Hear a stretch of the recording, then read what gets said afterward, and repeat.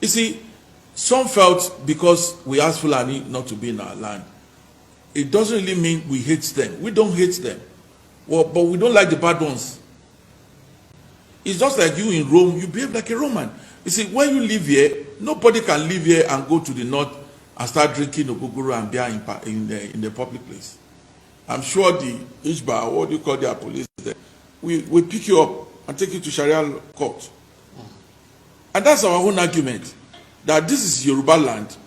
If we don't come to the north and becomes a nuisance or abuse the law in the north, we don't want any Fulani to come here and take us for granted.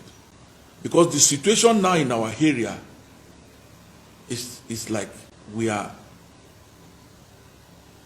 indirect slavery. That's the way we say it. Because if you cannot go to school, if your crops were being destroyed, if you cannot even talk, because if you talk, the fear of prosecution is there.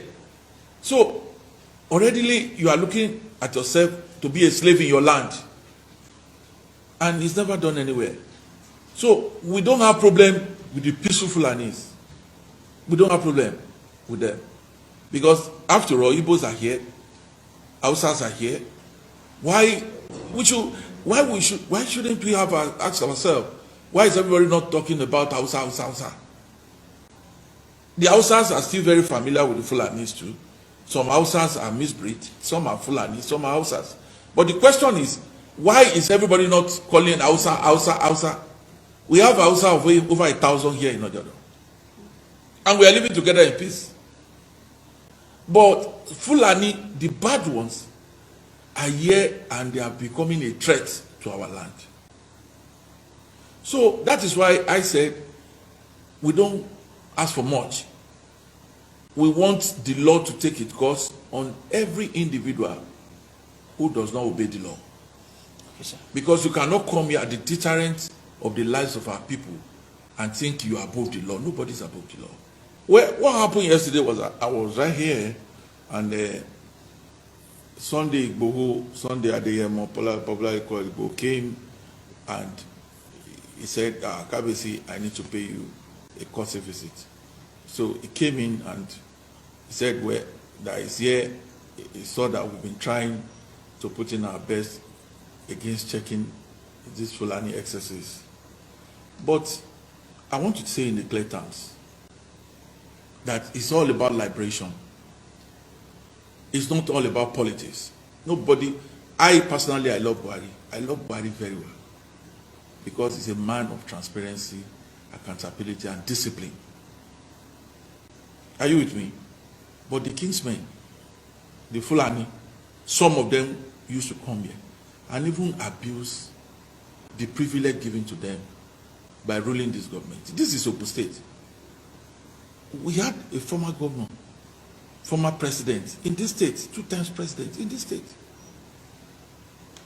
And I don't think, as at the time Obasanjo was the president, we don't see any indigenous of Ogun State going to the north to be creating nuisance. So for me, I stand for liberation and I stand for Sunday Igboho. I stand with him. I don't need anything government wants to give me. I stand with him. I stand with Gani Adams. I stand with Femi Falana.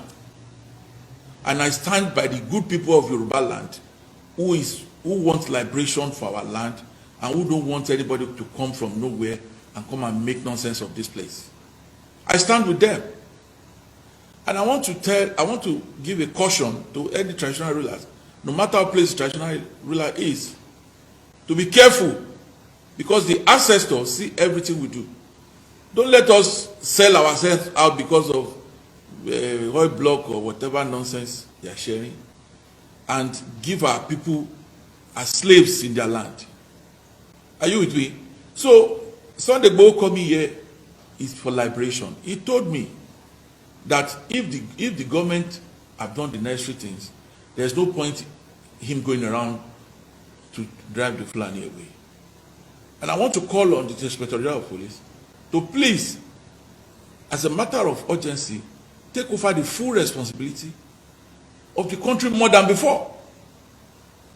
I told Sunday, Igboho yesterday that, listen, by the time the police wake up from their sleep and do more than what they've been doing before, everybody should leave them to exercise their primary duty.